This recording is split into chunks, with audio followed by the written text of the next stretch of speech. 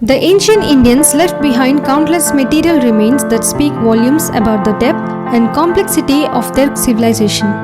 Some of these marvels are still visible today. Magnificent stone temples in South India and brick monasteries in the East stand tall as enduring symbols of their architectural excellence and cultural legacy. To uncover these treasures, archaeologists adopt two main approaches, that is, vertical and horizontal excavation.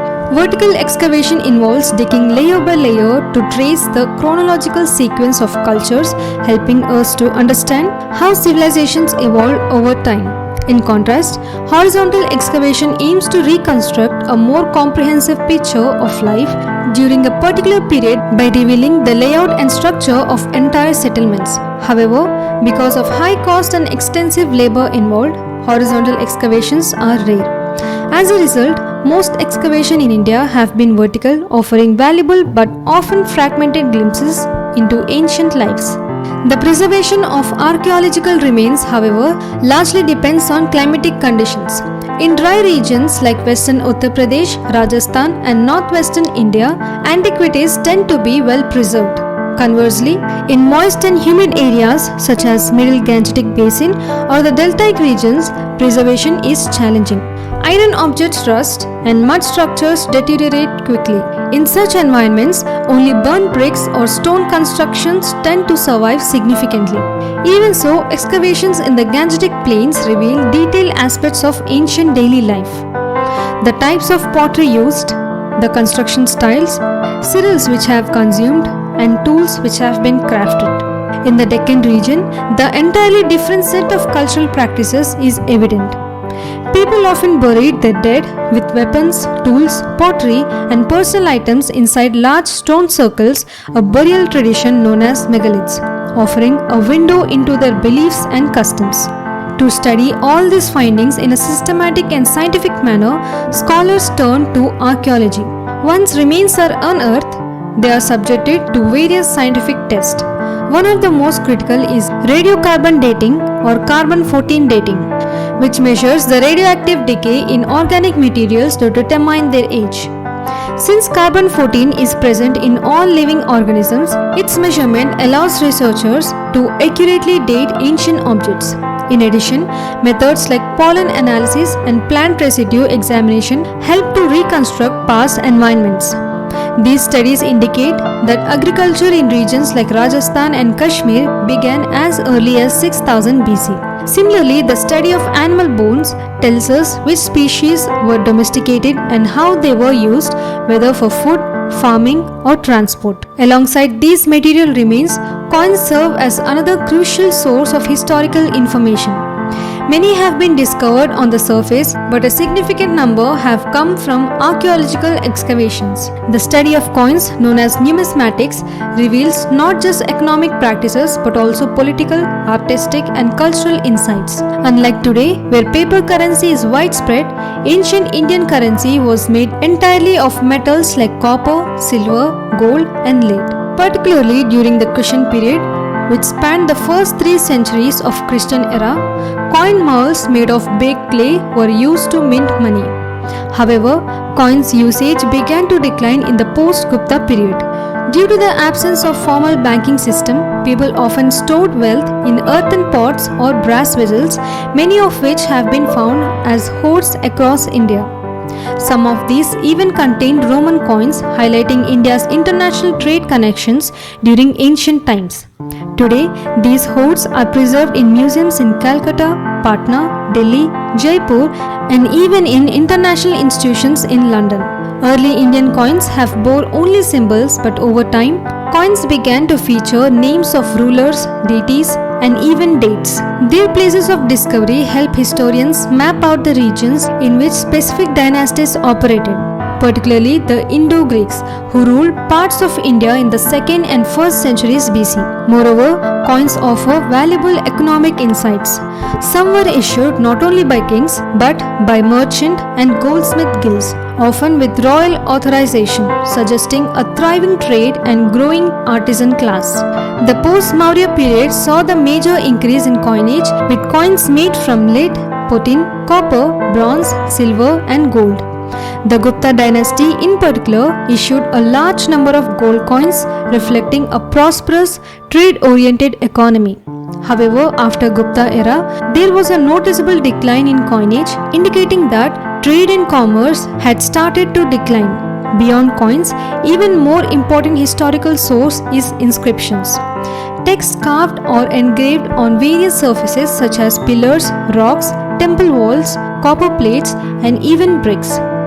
The study of these texts is called epigraphy, while the paleography focuses on the evolution of ancient scripts. The earliest inscriptions in India were carved on stone, but by the early Christian era, copper plates became more common, especially in South India, where temples often served as custodians of these records.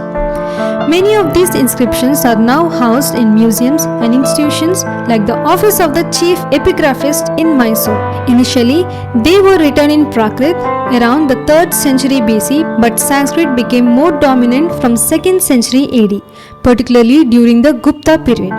However, Prakrit did not disappear entirely, and regional languages started appearing in inscriptions from the 9th and 10th centuries onward. The Harappan seals dating back to 2500 BC represent the earliest known inscriptions, although they remain undeciphered. In contrast, Ashokan inscriptions from the 3rd century BC written in Brahmi and occasionally Kharoshthi have been successfully deciphered. Brahmi remained dominant until the Gupta period, while Greek and Aramaic scripts were used in regions like Afghanistan. After 8th century AD, distinct regional scripts began to evolve. Ashoka's inscriptions were rediscovered later by Firoz Shah Tughlaq and later in the 18th century by the British. However, it was only in 1837 that James Prinsep, a British civil servant, deciphered them. These inscriptions covered a range of topics such as royal decrees, religious donations, praises of rulers, and most notably land grants. The latter, often engraved on copper plates, detail the donations of land, cattle, and tax revenues to individuals, monks, or temples, offering a critical information about the land administration, economy, and religious patronage. In parallel with the inscriptions, ancient India produced a vast and rich literary tradition. Although writing likely existed as early as 2500 BC, our oldest surviving manuscripts date from 4th century AD. Many of these have been rediscovered in Central Asia, preserved on leather, wood, birch bark, and palm leaves. These manuscripts are as historically significant as inscriptions. Many such ancient Indian literature is religious in nature. Hindu texts like the Vedas, the Ramayana, the Mahabharata, and the Puranas provide profound insights into society, rituals, and values. While exact dating is difficult, the Rig Veda, composed between 1500 and 1000 BC and is considered the earliest. Later Vedic texts introduce rituals, myths, and philosophical concepts, with the Upanishads delving into deep metaphysical ideas. The Mahabharata, originally composed as the Jaya Samhita with 8,800 verses, expanded over time to 1 lakh verses, evolving into texts rich in moral, narrative, and historical content. Similarly, the Ramayana began with 12,000 verses and was later extended to 24,000. Buddhist and Jain texts provide even more direct historical narratives. Early Buddhist scriptures written in Pali and compiled in Sri Lanka around 2nd century BC reflect the life of Buddha and his interactions with the contemporary kings. The Jatakas, stories of Buddha's previous lives, offer a rich portrayal of social and economic life from 5th to 2nd century BC. Jain texts composed in Prakrit are equally illuminating. Foreign accounts complement these indigenous sources. Greek, Roman, and Chinese travelers visited India as traders, diplomats, or religious seekers. Interestingly, Indian texts do not mention Alexander's invasion. Our knowledge of it comes solely from the Greek sources. Roman writings like the Periplus of Athenian Sea and Ptolemy's geography describe Indian ports and trading practices. Pliny the Elder, in his Natural History, details Indo-Roman commerce. Chinese pilgrims such as Fa Hen and Hunsang recorded observations on India's religion, economy, and society during the Gupta and Harsha periods.